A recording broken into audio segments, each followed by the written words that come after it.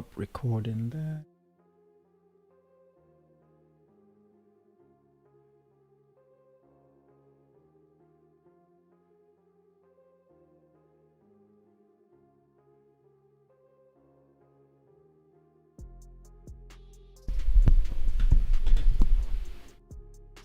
All right, welcome to another live session here. I am trying to get all this set up, so just give me a second.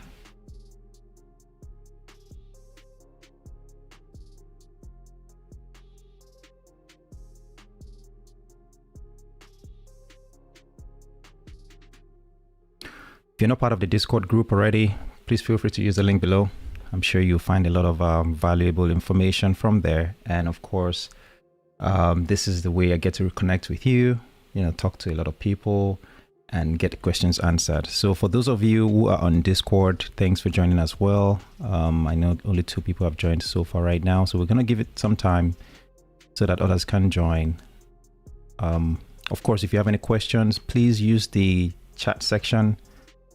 If you're on YouTube and if you're on Discord, you can use the Q&A chat section as well. It's a channel, Q&A questions channel. I hope to get to answer most of your questions today. And of course, if I don't have answers to it, I'll tell you. Let's see.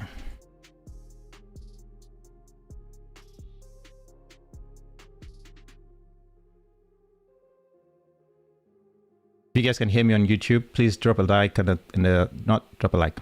Just type yes in the chat section. I would appreciate that. That's the best way I can get to know that you guys can hear me. And of course, you can hear me pretty well on Discord as well. Just type yes in the chat section as well. Just so that I'm not talking to myself.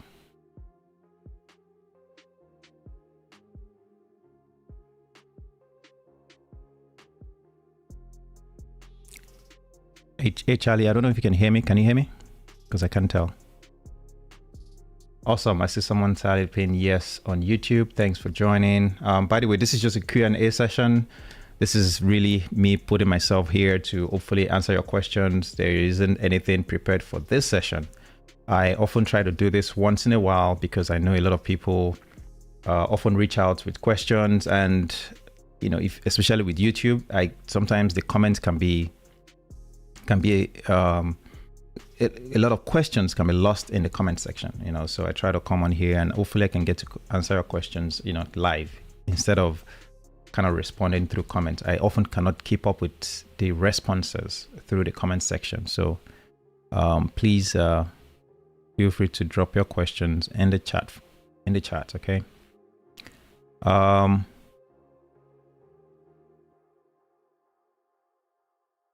Make sure. Hey, Charlie, can you hear me on Discord?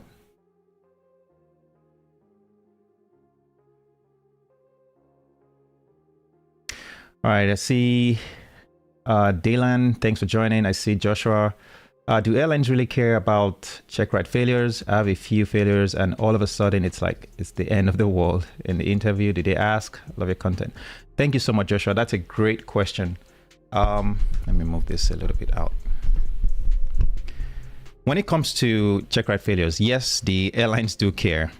However, what I think is more important is recency of those failures. Okay, so let me give you an example. Let's assume that you started flight training and you were trying to get your foot in, right? Trying to figure things out, trying to get solid understanding of what you're doing. And let's say you go on a checkride and you fail, right? That's going to be on your record. However, as you move through your training, you now have a grasp on things and you're able to then progress through the rest of your of trainings pretty smoothly, even if you have 1 or 2 failures, right, during training. Now, 5-6 years down the line, or let's say 5 years down the line, or 3 years down the line, you're applying to an airline and they're asking you for these failures. Yes, you still have to disclose that information. However, the thing that they will look at is how recent were these failures? Were they things that, one, that happened recently?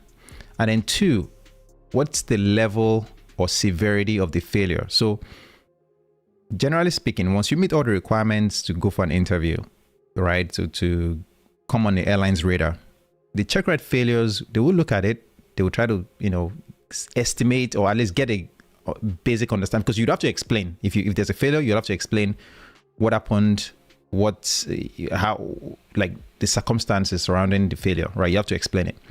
And they would look at that and tell, okay, based on this type of failure, is it worth not inviting this person, or is this something that they cannot overlook? So there's always that decision that needs to be made by a person. And generally speaking, if it's a failure that happened, let's say during flight training, most of the time they tend to, I wouldn't say overlook it, but they tend to put less weight on it. However, if it's a failure that happened maybe as a CFI, like maybe when you're doing your ATPL check ride, or you're doing your commercial check ride, or maybe it's not your first airline and it's an airline training that you failed and it's recent, okay, that is important, and it's recent, then it becomes an issue, okay? So that is something you want to keep in mind when it comes to checkride failures. So I wouldn't say you don't sweat it, all right, Joshua? If you've had some failures in the past, don't sweat it, but know that you would have to explain it, and you need to be able to explain it in a way that you're not trying to blame the examiner or blame or at least project that it wasn't your fault. Because at the end of the day, you have to be able to hone your failures, and you have to be able to hone that that blemish in a way on your record, that, hey, you know what, I made a mistake, I didn't do well on whatever the event is, and this was the reason of, or not necessarily you're giving reasons, but you're stating exactly what happened. You're not giving excuses, you're not giving any reasons. As long as they can tell that, okay, you are honest about it, you're not trying to hide it, and you're not trying to blame somebody else, and you've learned from it, okay, it's usually not a problem. All right. I still can't tell if people on Discord can hear me. I think Abdurrahman says, in your opinion, how can a candidate stand out when applying to a cadet pilot program? Well, and by the way, I'm on Discord as well. If you're on YouTube, on Discord, I'm on audio, on YouTube, I'm video. So it depends on which one you prefer. If you want the audio version, you can come on Discord. If you want the video version, you can come on YouTube. To answer your question, Abdurrahman, hopefully I'm pronouncing your name correctly. To stand out, it's a lot of things. Right? One of the things that I would say is that it starts with your application, right? When it comes to standing out as a cadet program, right? You cannot hear me. Let me check that. That is strange. It says my audio is coming through on Discord, but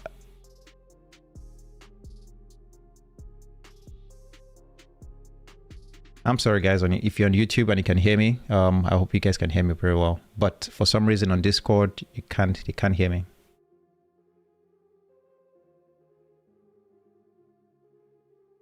I don't know why.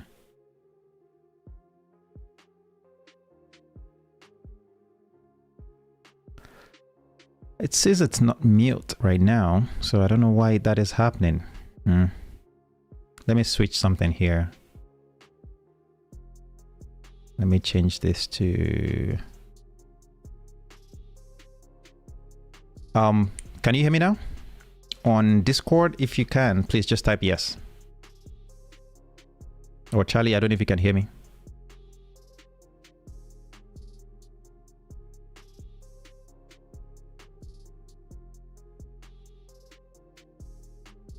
I don't know what is going on. Not just yet. That is very strange, guys. I honestly don't know why. Let me do something here. Is it better now? Can you hear me now?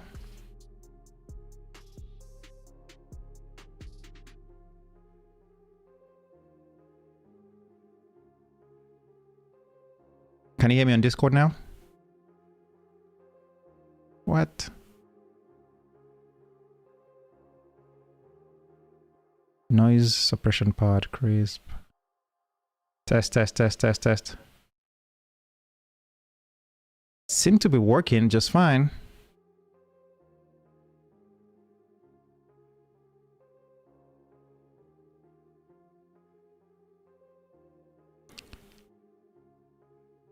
There's only 2 people in here.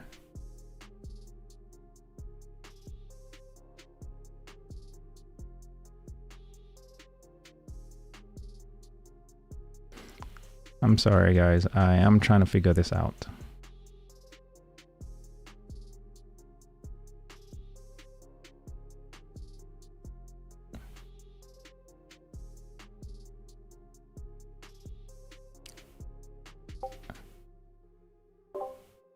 Can you hear me now?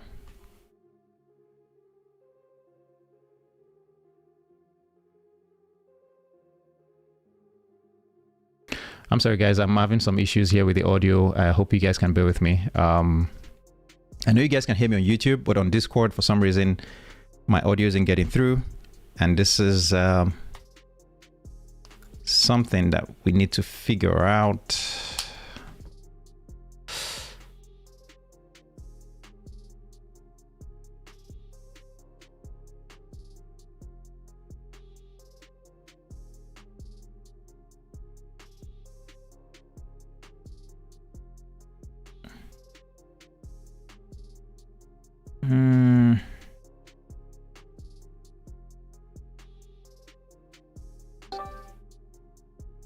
Can you hear me now? Can you hear me now? I'm sorry. Is that a yes? Yeah. Okay.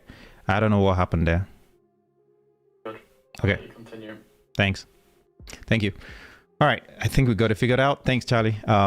So here's the deal. To answer a question about the checkride failure, all right, Joshua, sorry about that. I know this wasn't planned, but again, that's what you have to deal with sometimes with technology. So here's the deal. With the failures, right, the truth is just be honest about it, be straightforward about it, and hone up to your mistakes. So if you've made mistakes or you made mistakes during the checkride failure, make sure you hone up to it. Yes, the airlines do care about failures. They want to make sure that you don't have a lot of recent failures. They want to make sure that the type of failures you've had are not something significant, if that makes sense. You know, when it comes to the type of failures. But the important thing is, hopefully you don't have things that are recent, because if it's recent, that means that, you know, maybe something is going on with your performance or just your skills in general. But if it's something that happened, you know, 5-10 years ago, for example, and it's, you know, it's just one of those things, then generally speaking, they don't mind. Let me put it that way. They look at it, they want to hear about it, but that generally won't stop you from maybe getting a job or getting an invite. I hope that makes sense. All right, let's see the next question here. In your opinion, how can a candidate stand out when applying to a Cadet program? All right, with the Cadet program, one of the things I would say is that, you know, it all starts with your application, right? Your application is one of the things that you need to, of course, meet all the requirements. You have to, and preferably you're not just at a bare minimum, right? Because sometimes you may think you qualify because you just meet the minimum requirement. To stand out, you have to try to be above the minimum, right? So you just don't want to be minimum. You want to be at least average or above when it comes to maybe grades, for example, right? That's what I mean. Whether it's grades, whether it's, for example, if your application requires that you submit a CV or requires that you submit a motivation statement, those will generally be looked at and somewhat assessed to tell, okay, is this person really the type of person we want? And as long as you have met those requirements and you have, let's say, good application on you, right, you generally will progress to the next stage. And one thing I think a lot of people misunderstand, or at least maybe not think about, is the application stage is, of course, I won't say it's easy, because sometimes the requirements can be a little difficult to meet, but let's assume that you meet all the requirements. Generally speaking, you are given the opportunity to move on to the next phase or stage of the assessment or of the selection process. And what that would mean is that, you know, standing out only just gets you into the program, into the selection stages, let's put it that way. Now, being able to pull through and get selected is another skill on its own, because whether it's the skill to get through all the psychometrics, or maybe the cognitive assessment you have to take, numerical reasoning, logical reasoning, all the what do you call it again, the all the assessments pretty much that you have to take, right? And once you're able to get through that, then you then have things like the interview to get through, which requires a different type of skill as well. So when you say you want to stand out, right, remember that standing out on the application is different from standing out during your assessment when you're going through all those, what's it called? The cognitive assessment, the, not psychomotor. Anyway, you get what I'm trying to say. All the assessments that you have to take, right? As long as you can get through those ones, then you then require a different skill to get through the interview, right? A different set of skills is generally required during the group exercise, okay? So all of that definitely requires that you have I would say a solid understanding and ability to demonstrate, right, all these skills. And, I talk about pilot competencies a lot because at the end of the day, once you're through the application stage of any of these airlines, right, and then you move on to, let's say, the assessment itself, at that point, the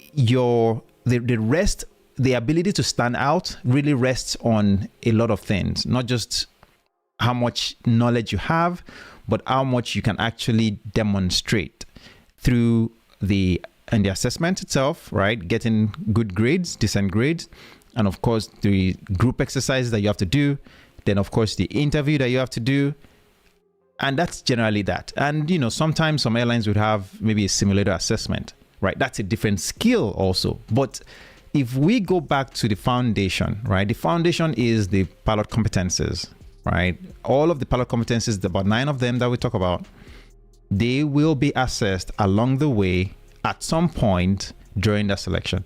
So being able to stand out and get selected means that you have good level of understanding and good level of abilities in all the assessment, on all the competences. Okay, so that's something to keep in mind. All right, let's see. Yes, okay, let's see. This is from Qatar. Thanks for joining. Unrelated question, but what sort of job would you recommend somebody who plans to work and pay for their tuition themselves? All right, when it comes to the type of job that you can do to pay for your tuition for training, all right, I'm guessing that's exactly what you're referring to. You have to remember that it's hard, and I would be lying to tell you that there's a job that will pay for your tuition comfortably.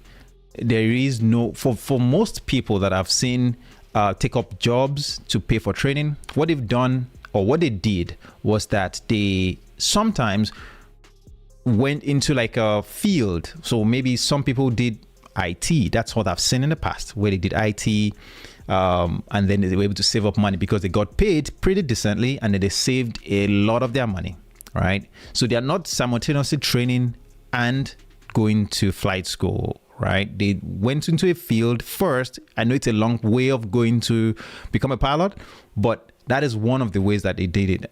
Some other people, maybe they had a business, maybe they sold the business, then they cashed out all the money, and then they used the money for training.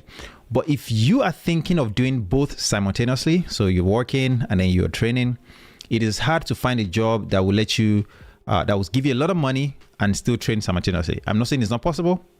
It is possible, because anything is possible. But one thing that you can do that most people do that I've seen is that they end up taking some loans to fund training, if you can, and then they work to pay for their living expenses and just their day-to-day expenses. That is some, and of course, maybe some of it may go to flight training as well, but the bulk of the money that they actually are using isn't from the job. It's more from the loans for training, and the rest is just to supplement, if that makes sense. So when it comes to a job that will let you do both simultaneously and have the time to do it well, not a lot of jobs will let you do that will pay you well, unless you're already qualified in a field and you're making a lot of money from in that field, and then you can use the money to fund your training. I hope that makes sense. All right. Let's see. By the way, if you're not part of Discord, please feel free to join Discord. There's a link below. And the other thing also is that if you haven't dropped a like on the video, please don't forget to drop a like on the video. I still see 0 likes. I see how many people are watching right now, 12 people on YouTube. So please feel free to just drop a like. I appreciate it. It helps to just let other people know about the channel. Let's see. This is from Qatar. Something like construction or even working up to being a flight instructor. Something like construction or even working up to being a flight instructor. I don't know if construction will pay that well, to be honest. Okay, I especially you being able to work and train at the same time. Construction takes a lot of work. I know you're going through the grind, and I definitely salute that ambition. I'm not saying that it can't provide some money. It will provide some money, but enough to fund your training can be a little challenging. Not a little bit. Okay, it's gonna be challenging because construction, from what I've heard, takes the whole day's top of work, right? Where you're spending all your days at work and grinding it out, and you would spend 2, 3, 4 days of that in a week. By the time you're trying to go train, you're probably exhausted, because of the type of work it is. It's physical work. It's demanding. So your ability to be able to do both will not be easy. I'm not saying it's not possible. Will not be easy. That's the point. Okay. Let me see, make sure I'm not missing anything on Discord as well. By the way, again, this is a Q&A session. Feel free to leave your questions in the chat functions, or both on Discord and on YouTube. That's the only thing I've prepared for this one. My goal is just to talk to you guys and answer your questions, not necessarily for myself or not necessarily for me to present anything or talk about anything in particular. So let's see, something like, okay, someone says on YouTube, Ayo Godot, let's see. Currently in my PPL phase, but do you suggest I study for ground school? It's basically a lot of information at once. So you're in a PPL phase. Do I suggest that you study for your ground school? Now, what I would say is that training itself is a lot, all right? When you're going, whether it's PPL, whether it's CPL, it doesn't matter. You have a lot of information to deal with within a short period of time. And that means that you have to be willing to do what it takes. Your ability to study for both and do your ground school and also go through your PPL lessons and all, it requires that you manage your time. All right, because that's generally how it is for most people. Some schools will let you do your ground school first, take your written exam, and then start flight training. But that sometimes can take 2-3 months, which is a long time. Maybe not 2-3 months. I would say maybe a month or so. That's a lot of time that you could have been learning how to fly the airplane. And then the benefit of doing both at the same time is that whatever you're learning in the ground school, you can also start applying it even while flying, or whatever you learned while you're flying, you can apply it even during the ground school. So you don't necessarily have to memorize to go take the exams. So what I would say is that, why don't you just, I think the path you're taking is beneficial for retention. When I say retention, I'm talking about information retention, right? I believe the reason why that I think that is better is because you are able to simultaneously, for example, learn something in the ground school, then go on a flight, do it, see what it actually feels like, whether it's the maneuvers, whether it's, entering and exiting an airspace, all those things that you memorize just reading, you can actually put it into practice. And when you put it into practice, the information sticks better, right? So what I would say is, why don't you just divide your time, manage your time by doing something, maybe in the morning. I remember when I was in training, in the mornings, I'm spending time on the ground school stuff, right? Maybe you're in school sometimes, and then in the afternoons you're doing your training, and then in the evenings you're trying to catch up where you may need to fill in. So for example, maybe you need some more information on something that you were reading on at ground school that you haven't learned or something, then that's the evening to catch up on that. And then you kind of just repeat the process, and you just have to manage your time. It's not going to be easy, that is the truth.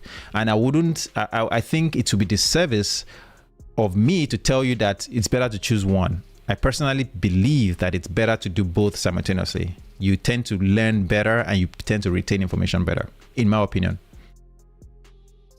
This is from Jovan Maverick. For the past Speedbird applications, I've gone through Skyborne pathway. However, I'm now preferring the idea of FTEJerez. However, would you recommend that I stick with Skyborne as I'm familiar with? So, great question. Honestly, that really comes down to your preference. Now, familiarity can be a thing of advantage. Okay, Jovan, I hope you're listening. I hope you're still here. Familiarity is a thing of advantage. By the way, please don't forget to drop a like on the video. So if it's something that you've done in the past and you've seen it, you're familiar with it, I personally will likely want to do the same thing because one, I know what the process is like. You know exactly what is most of the time things will not change. So that it will be an advantage for you because you've done that before. On the other hand, if you're trying to go through this new route of FTEJerez, for example, they have a slightly different way of doing things. Now, last year, I would say, I don't know if you applied last year or 2 years ago, but last year, they tried to make sure everybody goes through similar paths, right? When it comes to the assessments, when it comes to just the stages that you have to go through. Because in the past, maybe 2 years ago now, what they made them do was that some people with Skyborne didn't have to do some assessment, or they didn't have to do some what was it, they didn't have to do like a written assessment, whereas FTEJerez, you have to go into I believe it's waterside, and of course take the written assessment, which was a little bit I mean, I won't say it was, I guess people said it wasn't easy, right? But the point I'm trying to make is that last year I believe they both did the same thing. All right, so I don't think that would change anything for you now. Now, what would change, of course, is the ultimate destination of, okay, where do you want to train? Do you want to train in Spain, or do you want to have the option to train in the US and train in the UK, which is the one for Skyborne? So that is really going to be something that you have to decide. But when it comes to the selection itself, I would personally want to go with something I'm familiar with. That is just my opinion. Right? That is because I've done it before. I've seen it before. It's likely going to be similar or the same. I'll probably go with that. That's what I would say for myself. But of course, you have to make a decision for yourself, because at the end of the day, you will have to go through the training, and it's two different places entirely when it comes to training. So something to keep in mind. Let's see. So from Jovan, with the assessment process, or is the assessment process with FT similar enough to easily switch? The assessments are similar, not significantly different, but like I said, in the past there was a period where they did different things, and the following year they did similar things. I don't know what it's going to be this time around, right? I don't want to say that it's going to be the same and it's not going to be, and it's not the same, so that's something you have to be willing to take on yourself. Okay. Let's see, this is from James. What's your advice for those hoping to transition from regional to mainline? How do you not feel like you're getting lost in the shuffle? I ask out of curiosity. I'm working towards instrument. Great question. How do you, let me go back again. What's your advice for those hoping to transition from regional to mainline? My advice, James, all right, by the way, on YouTube, by the way, if you're on Discord, again, feel free to leave the question in the Q&A session. I'm actually watching that as well. I haven't just seen anything on the Q&A side on Discord. But so James, when it comes to transitioning from regional to mainline, my advice is honestly, what regional are you with, right? Because for example, if you're with a regional that has a flow program to the mainline, the set of questions you would ask would be different.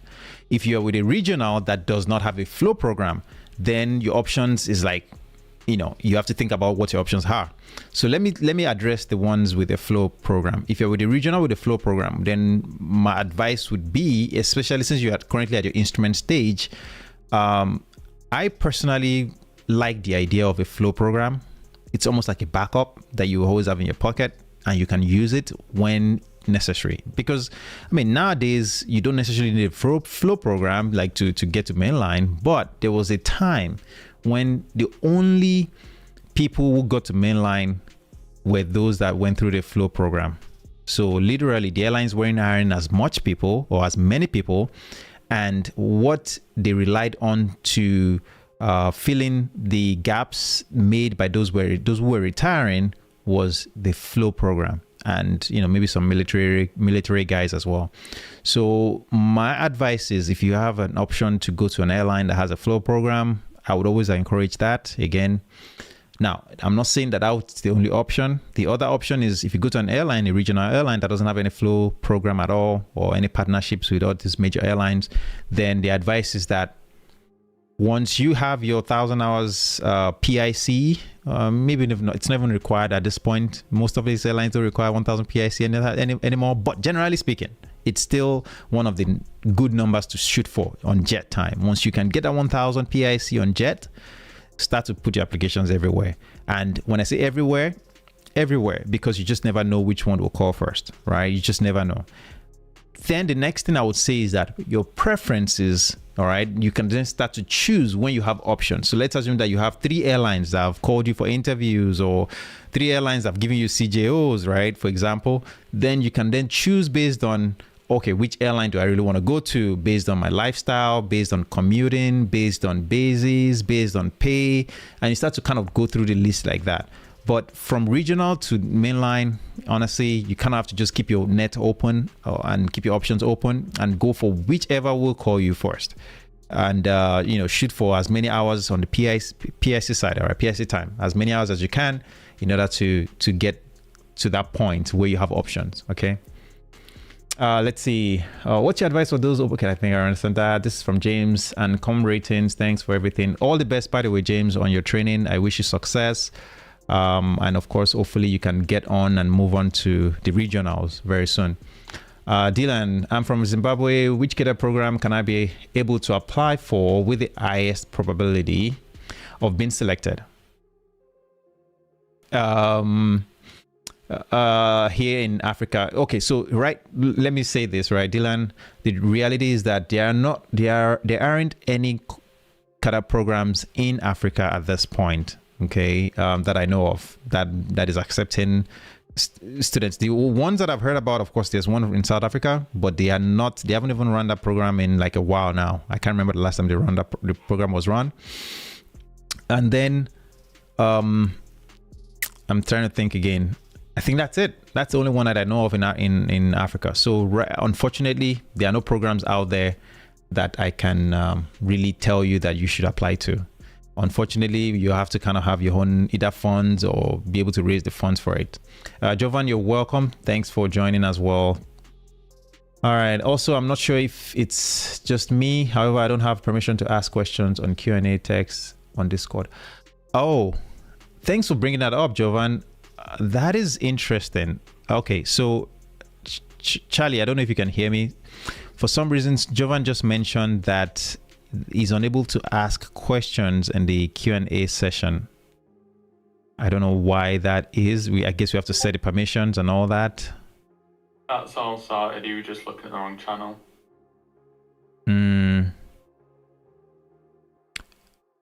So I think you should check the Jovan. I think it's the Q&A channel itself, not the Q&A event, if that makes sense. The Q&A event is restricted so that we can all use the Q&A questions channel. Does that make sense, Jovan? I hope that helps.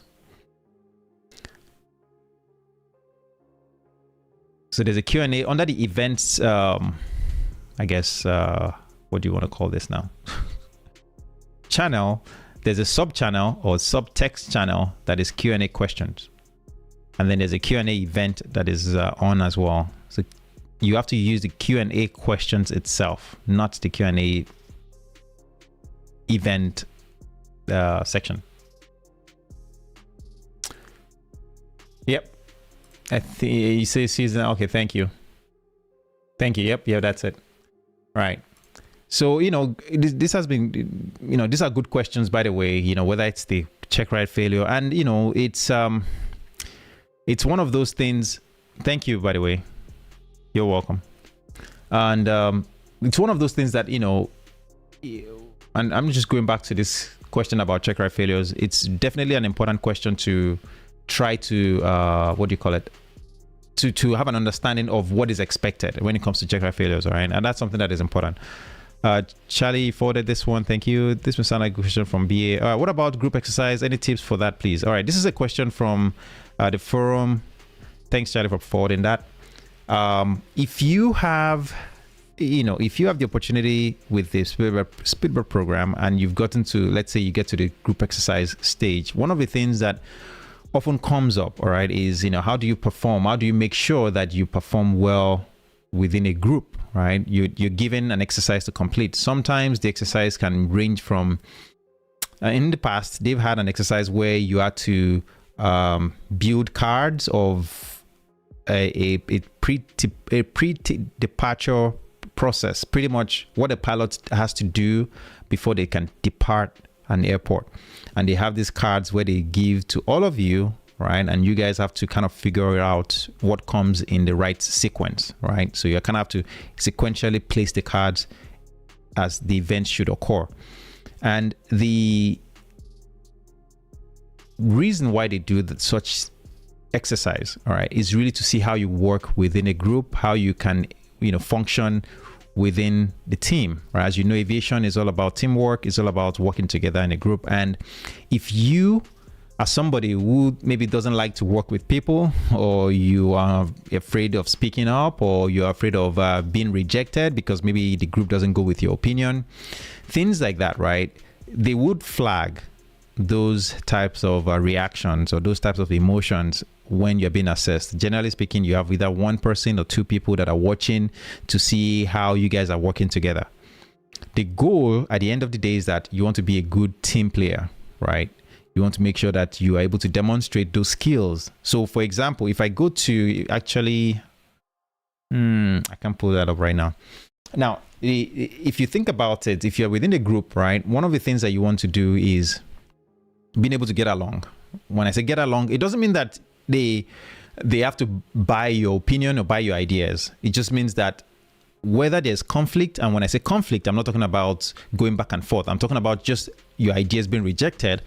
You have to either be able to provide reasons to back up your suggestions or your ideas, and you're not just, kept silent because you feel like they know more than you, or you feel like you don't have anything to say, or you don't have anything to share. They want to see their confidence in you, because remember, all the skills, leadership skills, communication skills, your situational awareness, your ability to manage tasks, and which is workload management, all those, and to add one more, communication, right? All those are generally evaluated during that exercise. And if your communication, right, is maybe not clear, or what you're saying is not clear, or you're deviating from the objective of what the exercise calls for, then you lose points, all right? Or the other one is, let's assume that you are not paying attention, right? In the sense, maybe something they've done that the team has already done, and now you're bringing them back to that problem again because you were not paying attention to that. Your situational awareness needs to be questioned. Does that make sense? For example, time management or workload management. How aware are you of what is changing? Because during that exercise, there's always a time when they would bring in new information. So they might tell you, oh, the weather has changed, or the weather has improved, or now you have X number of things that are not working in the in the scenario they've given you.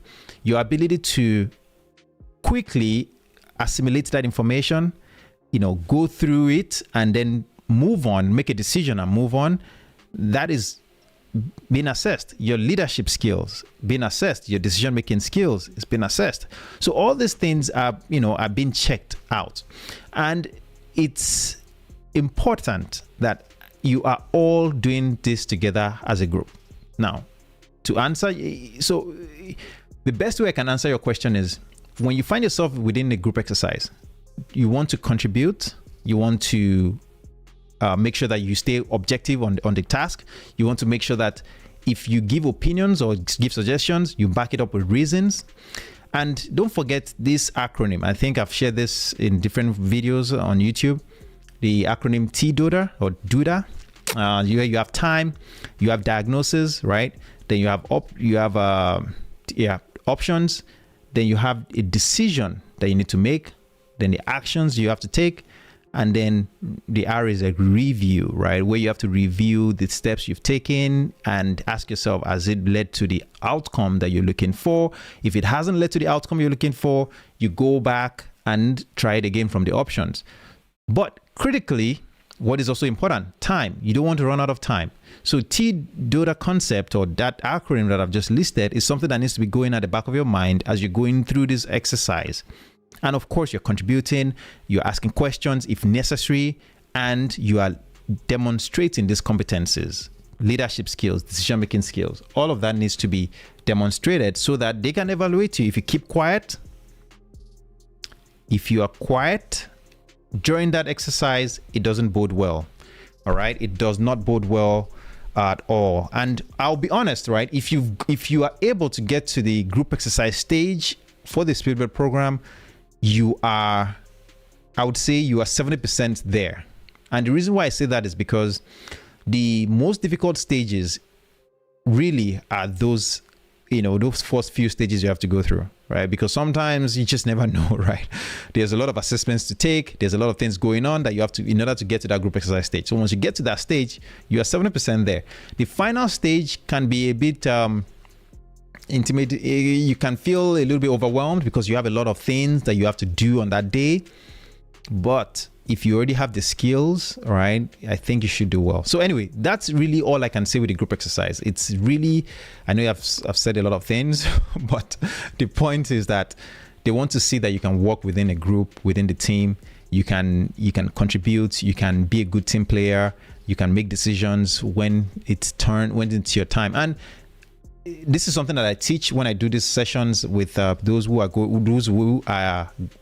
going through it. I try to actually create a scenario. All right. And we do it online, by the way. We do it online where we put ourselves in a group. I put a scenario in front of them and then they practice it. And the feedback I always get is that, or at least one of the feedbacks I get, is that you don't really realize how difficult it is to have a time pressure, to have the performance pressure, right? When I say performance pressure, it means that you are given this limited amount of time to perform and demonstrate this set of skills, whether it's leadership, communication, professionalism, whether it's teamwork, right? Workload management or task management. What's the other one that I was thinking about? Communication, right? You have all these things that you want to demonstrate within a very short period of time, and you have maybe 3 or 4 people. Generally speaking, it's usually around 3 people, because when you have 4 or more, it becomes very difficult for everybody to get evaluated. But it could be up to 4 people. I've seen that, I've heard that in the past. But generally, it's always around about 3 people. And you guys are, I don't want to say fighting, because fighting seems very, looks like the wrong choice of word to use. But you guys are striving to perform well and at the same time demonstrate all the skills, and at the same time work together to finish the assessment or the exercise. So it's a lot of pressure and it takes practice, and that's the best thing I can always advise anyone. All right, don't let your first time be the time you actually take the assessment. Let your first time be some type of exercise or some type of group event that you've maybe practiced in the past. Even if it's you setting up one for yourself with your friends or colleagues, it's always good to do that, just so that you can see what it's like, at least get an idea, so that you learn from it, and then when you go to the real thing, you can perform well. Let's see, I'm gonna answer, I think that was a long one, but that's a great question, honestly, because a lot of people sometimes don't get through group exercise for various reasons. Charlie, when answering the motivation question in Speedbird program, how would you recommend showing your motivation? How do you decide what's relevant and what's not? So, one of the things that they've given you a very good guideline on the preparation material that they have. But one thing I'll say is that when it comes to showing your motivation, they want to see what have you done to try to achieve this goal. And of course, generally speaking, there's always some sort of challenges that you are experiencing or you've experienced that is preventing you from being able to accomplish the goal. They want to hear your unique story. So for example, and these are not, your situation might be different. I don't know what your backgrounds may be, but for the motivation, for example, how would you rate or how would you view somebody who has maybe taken on different type of jobs to try to fund their training over somebody who is waiting for that says, oh, I want to be a pilot, but I don't see any opportunities around, or I'm in a situation where I can't fund the training. Well, the level of motivation of somebody who has taken on different type of jobs or different type of ventures to raise funds seem to be higher than somebody who is waiting for the opportunity to just fall in their lap. So if I'm going to give somebody that opportunity, say I'll have a program that I'm going to select somebody, I'll prefer someone who has shown and demonstrated they're willing to do whatever it takes to achieve the goal and support that person. And that is just an example, right? There are many, many, many examples out there that you can, come up with. Another one can be as simple as somebody who maybe wanted to be a pilot but hasn't been able to do so. And again, this is just an example, but rather they went into an aviation program in college, right? They are so interested, they couldn't afford it, but now they've chosen a path that gets them close to what they want. In this case, maybe to be able to work at an airport, to be able to work with an airline, to be able to work as an engineer on a plane, something like that. It shows a higher level of commitment to the journey by going through that route, in comparison to somebody who is just saying, oh, well, I want to be a pilot. It's my dream to be a pilot, but I haven't done anything. So remember, they want to see the actions you have taken to try to achieve it. Those actions will state how motivated you are. I hope that makes sense, Charlie. All right, let's see. Let me see, what am I missing? Guitar boy. Hey man, it's hard to get into piloting as a new career with no experience and no flying experience. So one thing I'll say, Guitar, right? Remember, to get into aviation, you don't need experience. Does that make sense? I hope you're still here. This is from YouTube, by the way. To get into aviation, you don't need experience. The only thing to when you say no flying experience, generally speaking, right? If you want to fly, you need experience. You have to have some form of license or training or something. So you need the experience. But I'm hoping that what you're referring to is the ability to fund the training, or to maybe get selected in these cadet programs that I talk about, right? Remember, you don't need any experience to get into any cadet program. It's good to have, but it's not required. Back to the question Charlie asked as well about how do you show or demonstrate or just prove to them that you're motivated to pursue flying. Back to that, right? It's similar type of question. You cannot say that it's difficult. Yes, it is difficult. We get that. Everybody finds it difficult. But there are some people who know that this is what they really want, and they've somehow saved up a few funds to go take some flight training. So even if they have 10 hours or they have 15 hours or 20 hours, that's something they can talk about during a selection process or a motivation letter, and say, based on their level of motivation and their interest in flying, they've enrolled in flight training in this school, they've done X number of hours, and this is where they are, which may be that they don't have enough funds to continue pursuing that venture or at least train, but at least they're taking their steps. They've done something.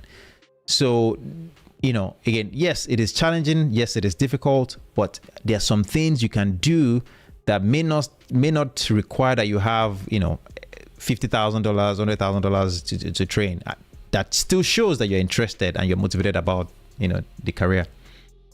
My flight school actually does ground school before the flying phase, so we finish everything on the written before we start flying. Oh yeah, higher. So that is a good point. And like I said, some schools do that, and there's nothing wrong with that. It's just that I personally like the idea of being able to do both simultaneously, but I also get why they do that sometimes. Sometimes they want to just focus on one aspect before you move on to the next one. So my advice is, of course, just follow what the school is doing, stick to the plan, go through with the process, and hopefully, you can wrap the training up. All right. Thoughts on US citizens working for overseas carriers. I've seen people do it, especially in the cargo space, but don't hear any advice on making that happen. That is, James, that is something that I've heard about it, don't get me wrong, but I don't really see a lot of people do that. I don't see a lot of people do that with foreign carriers, where they have the opportunity to work in the States and then they choose to work with a different airline out there. And you say, especially in the cargo space, I've seen people do it. And they don't have, I honestly cannot tell you why. Right? My guess is, are they trying to do it to gain experience on the type of plane that they fly overseas? Some people try to do that. Maybe I don't know if they pay better. It depends on the airlines, right?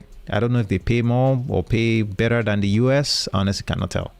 So this is a question that I cannot really answer. But one thing I've seen, because back in the days, when I say back in the days, I'm talking about like before 2020, of course. Some airlines in say the like Emirates, Qatar, which other one is out there? Maybe Fly Dubai, maybe. They tend to pay. I think they paid more, and they covered some form of, you don't get taxed on your money, things like that, right? They have all these kind of incentives that attracted a lot of people. But now I'm not sure if that is still the same, All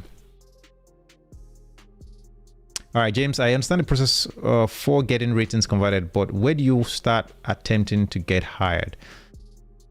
So, James, it depends on what your target is. When you say getting hired, are you talking about getting hired in the States or getting hired overseas? I'm not sure.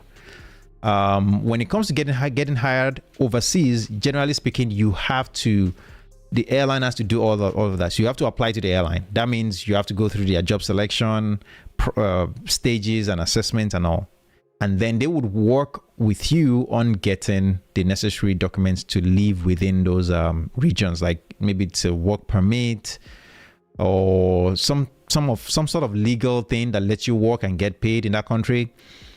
That is generally a process that the airline would have to take on if they take a foreigner. So that's what I would say on that. Jovan, in the online group assessment practice groups, I keep it doing again. Oh yeah, that's something I would do again when the time comes, right? This is something that it's a paid service, right? But it's something that I would do again as the time approaches. It's not something I do now, because if I do it now, even for interview preps as well, if I do it now, I feel like it's too soon, that you don't even know if you're going to get, well, my hope and prayer is that you get to that stage. But some people, because I've done that in the past, where they would do it and then they don't get to those stages because they didn't make the assessment or they didn't get selected to move to the next phase, things like that. So yes, that's something I will do again when the time comes. All right. And again, that's one of the reasons why I always recommend, being part of Discord, because that's where most of the announcements can easily be pushed out. Quick updates on what's going on, what I'm doing. We do Q&As like this as well on there. All right. But yeah, group, my portion, or more where I come in really is the interview stages, the group assessment stages, the interview and group assessment is really where I think I come in. When it comes to the assessments that you take, with the materials that they've provided is pretty sufficient. The things like PASS, all right, pilot assessment website is pretty sufficient as well, pretty, based on feedback anyway. I've heard some people mention Sky Test. I've heard some people mention, I think there's another pilot test, or pilot test, something like that. But the ones I can talk on really is PASS, because that's one I know really well. And of course, the materials that they provide as well, which I believe is pretty good. Nahom, I can't pronounce that name, I'm sorry. But anyway, hello, Stephen. When you talk about weaknesses during an interview, are they mainly assessing how you work on that weakness, or does that type of weakness itself also play an important role? Great question. This is really an important one, honestly. So generally speaking, you'll be asked questions when it comes to weaknesses, and the reality is that they want to hear what you will say you are weak at. the goal of an interview really is to see how well you fit within the culture of the airline and how hopefully how you will do your job, right? So that's what they're trying to see. But they want to see your strengths, but they know that a lot of people would have practiced their strengths and things that they are good at, and try to maybe not want to talk about what they are weak at or what their weaknesses may be, and they may not be ready for that. So those kind of weaknesses question, failure question, rejection questions, questions about criticism, those can be difficult to answer if you have not really prepared. So the goal of any weakness question is that you want to show that it's something that this is interview answer, all right? You want to show that you had something that you were deficient at, and then you have worked on, and now it's become a good thing. Let me give you a good example. Tell us about the time. Actually, let me see. Yeah, tell us about the time you were. Straightforward question. How would you describe your weakness? Right? Or tell us something you're weak at. Or what are your weaknesses? That's generally how those type of questions will come. And when you ask that type of question, it's so direct that you're like, okay, wait, what do I think about? Now, you wouldn't say that, your weakness is numbers, because some people say they're not good at math, right? True. I mean, a lot of people can claim that they're not good at math, but you don't end there. You don't want it to be the end of you're not good at math, because at the end of the day, your job requires numbers. And if you're telling me that you're not good at math because that's just what you believe your weakness is and you haven't done anything about it, you haven't given them something to really write home about you, all right? Something to show that you are ready for the job. Let me put it that way. So let's assume that you go with that. Let's just even assume that you go with that, right? The next thing that you want to back it up with is, well, there was a time in which you weren't good at math, right? When you were in, maybe make sure it's not something recent. That's another thing. You want to pick something that, let's say you were in, so in Nigeria, we use primary school, right? That's when you're like in your grade school. So grade school, that's the best way I can put it. Your grade 3 or grade 4, for example, something that's been a long time, right? And when you realize that you are not good at that thing, whatever that thing may be, you worked on it, you became good at it, and then you have seen results of you being good at it. So back to the math example. When I was in grade school, I wasn't good at math, and actually I showed in my results because my math wasn't great. Not true story, but that's just what I'm going out with for this. But over the course of time, one of the things I did was I spent time to, practice my math. I got a tutor, I got somebody to help me, I got somebody to practice my math with. I did all of this stuff to improve my math, and come my my secondary school level, right? We call it secondary school, but pretty much high school, right? I was able to ace all my math exams. I became really confident in my math that I began to help other people. And even till I got to my university days, I did a lot of math courses, and I really excelled at them. That is something that I realized that I can also apply at least the lessons that I've learned in aviation, because I have seen how I was able to improve and get better over time. The goal is not to stay weak. The goal is to actually find the weakness and make it somewhat of a strength, at least get good at it. And that's what you look forward to bringing to the airline as well. Does that make sense? And that is just a math one. I wouldn't really go with the math one personally, because I just feel like it depends on who you're telling. But it's a good structure that I've laid out. And the structure is that something that you were deficient at, or that you have been noted to be deficient in, and then you've worked on that thing, and then you've gotten results on being good at it. Okay, very important. And of course, something that you look forward to bringing to the airline as well, if that makes sense.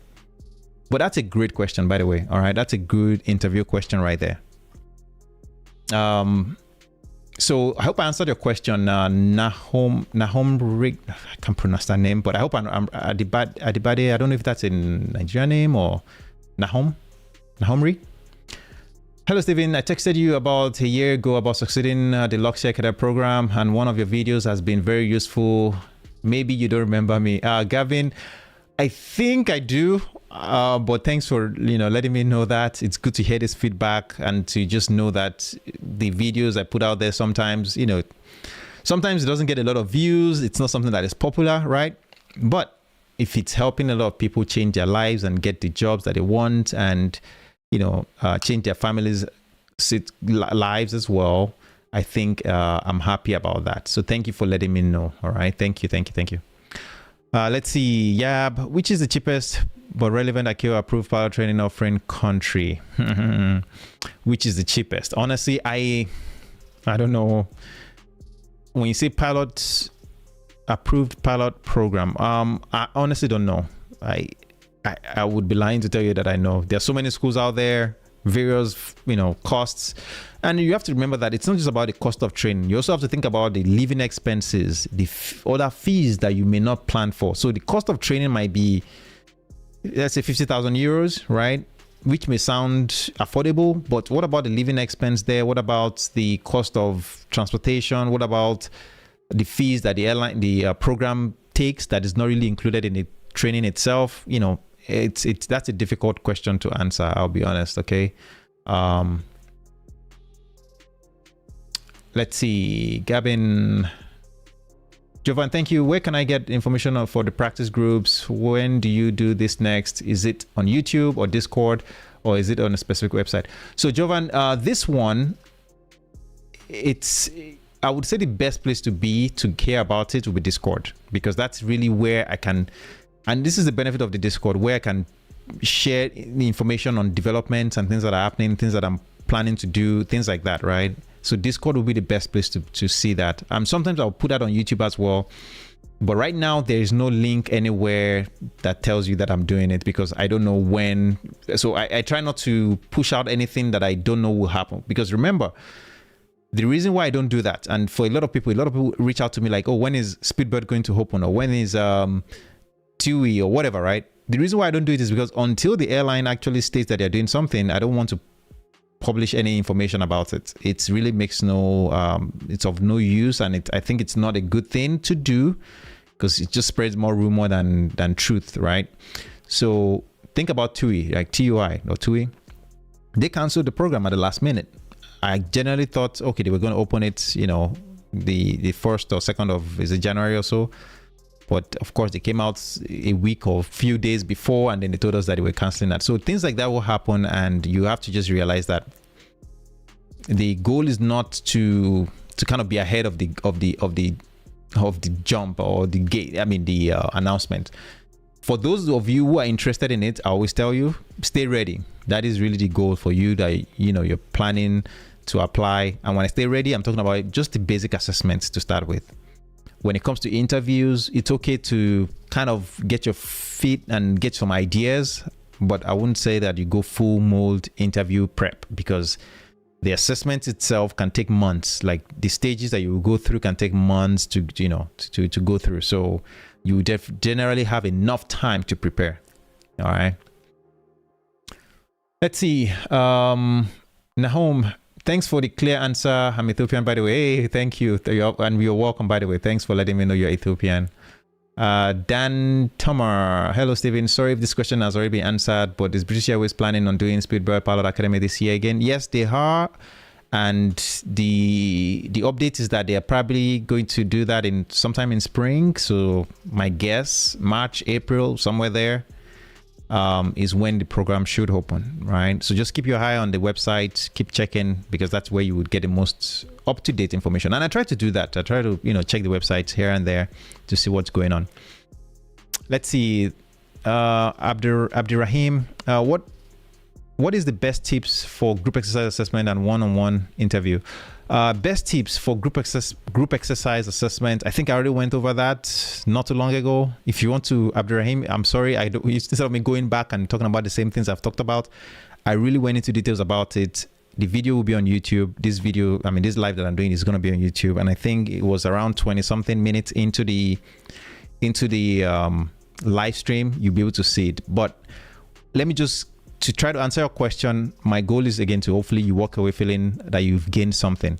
Group exercises, remember, the goal is that they want to see those competences, your leadership skill, your decision making skill, your workload management skills, your professionalism, right? They want to see those being exhibited, demonstrated, used during that group exercise. But most importantly, being able to use those things within the group. So that means you're able to work together on a common goal, the objective of the exercise you're given.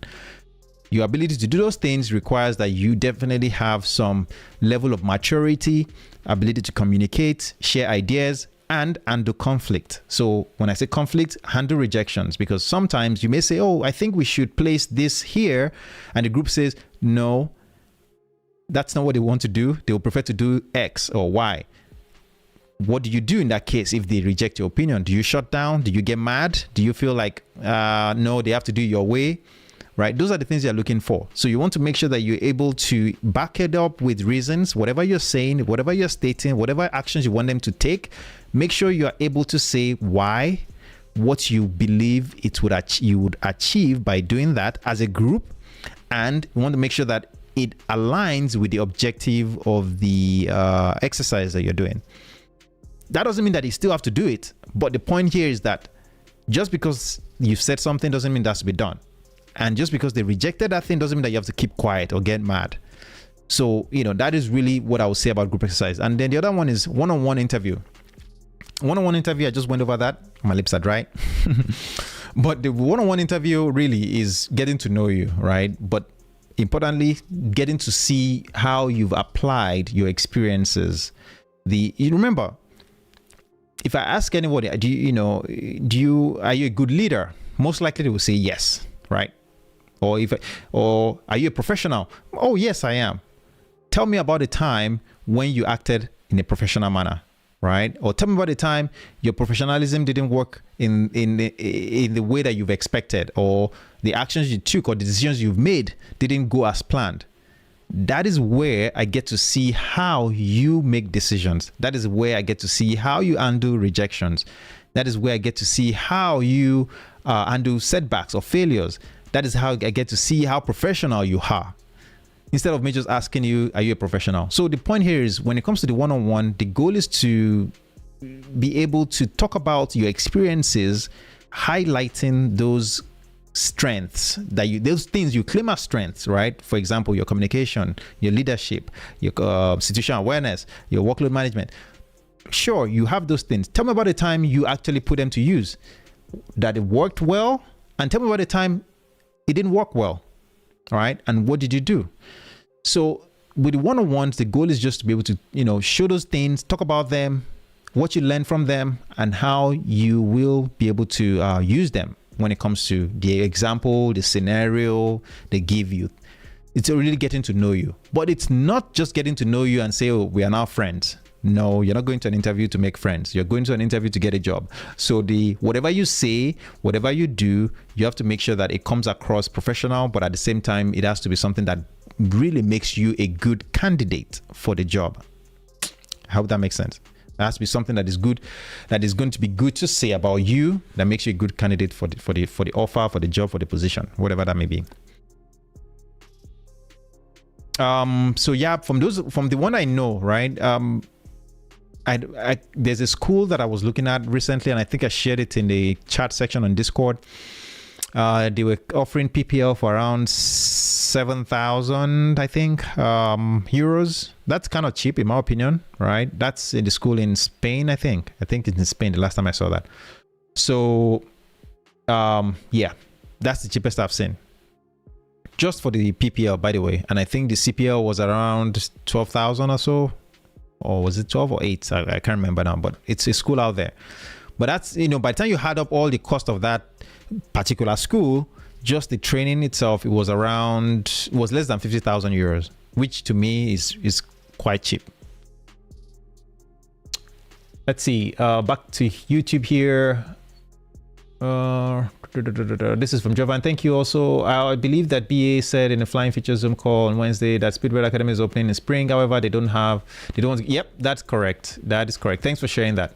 All right. Thanks for sharing that. That is correct.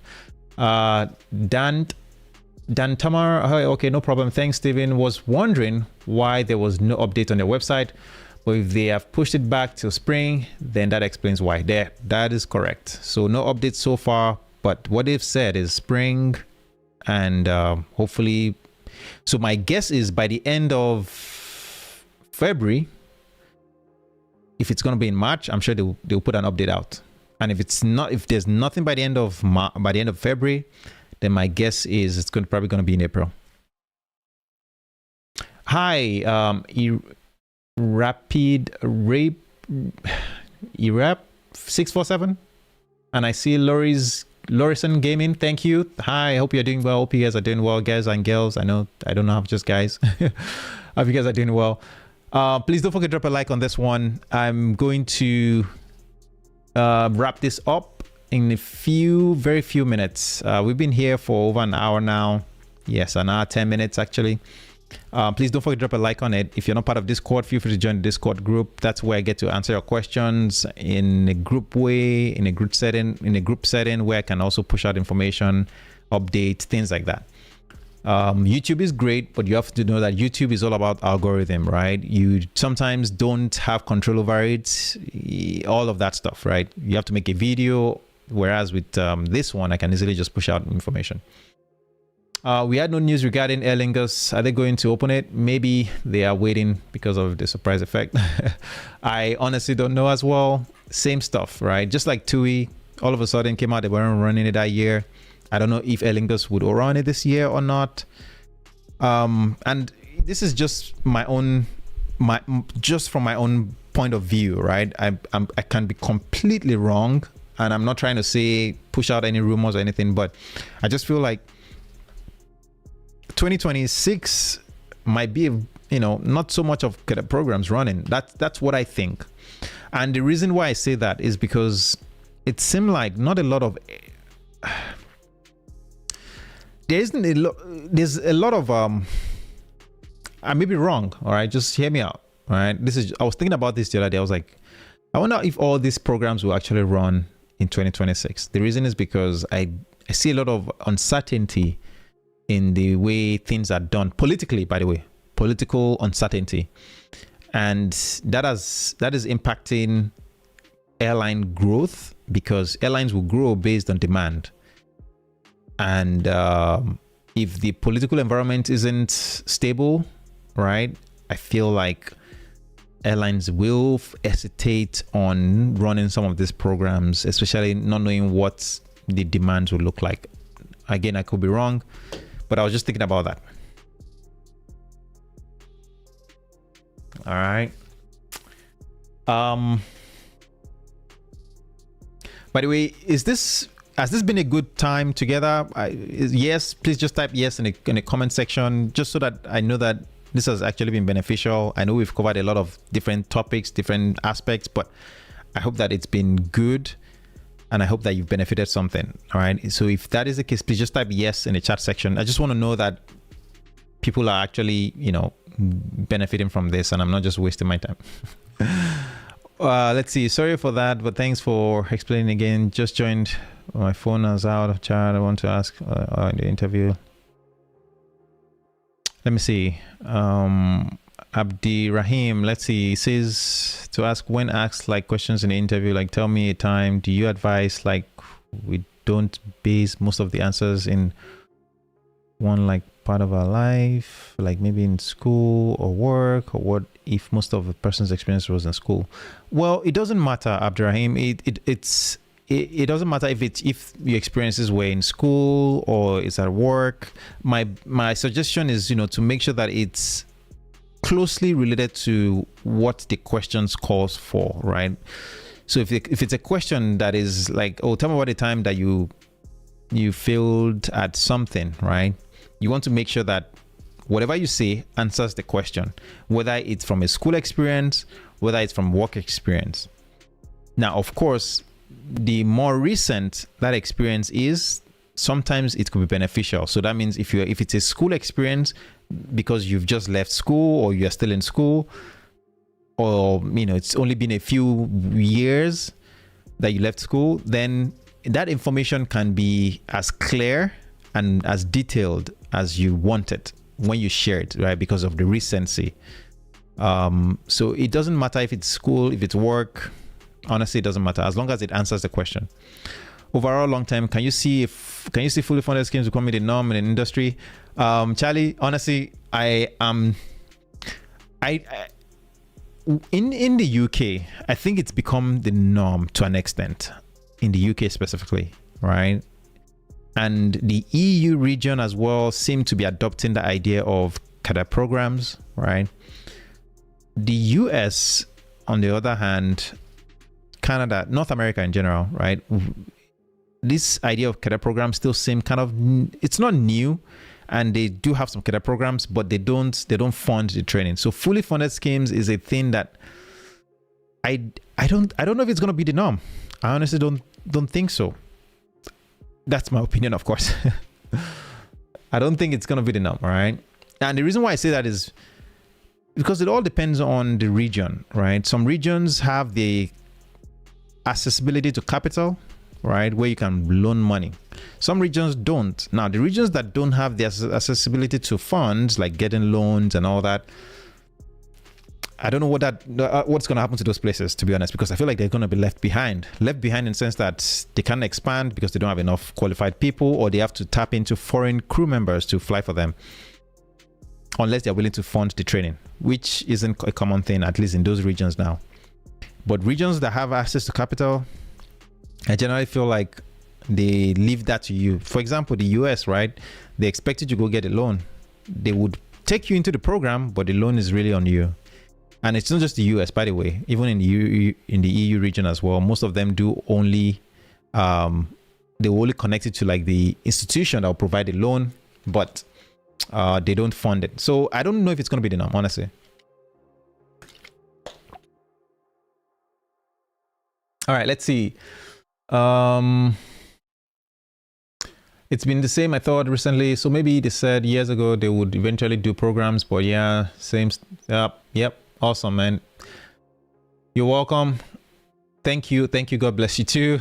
Just joined. Any news on Wizz Air UK fully funded? No, there's no Wizz Air fully. Well, there's a fully funded. I don't. It's not called fully funded. With Wizz Air, you will sign some documents that they would have to take the money back. So it's not fully funded. All right. There's no news anyway from the program, but you will sign up for it. You start working with Wizz Air and then they'll take some of the money back. So I don't know if you call that fully funded. I guess it's fully funded up front, but then they take it back because really there's nothing fully funded, if that makes sense. And Charlie, this is kind of in line with your question too.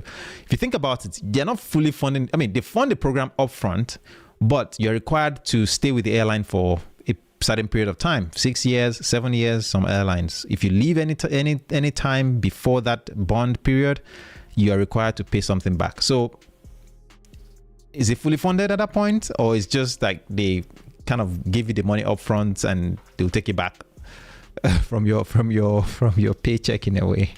Even with Speedbird too, by the way, they don't call it that, but they wouldn't pay you what a direct entry FO gets paid. I think that's what I remember seeing. So I don't know if it's really fully funded at that point, but I get what you mean though.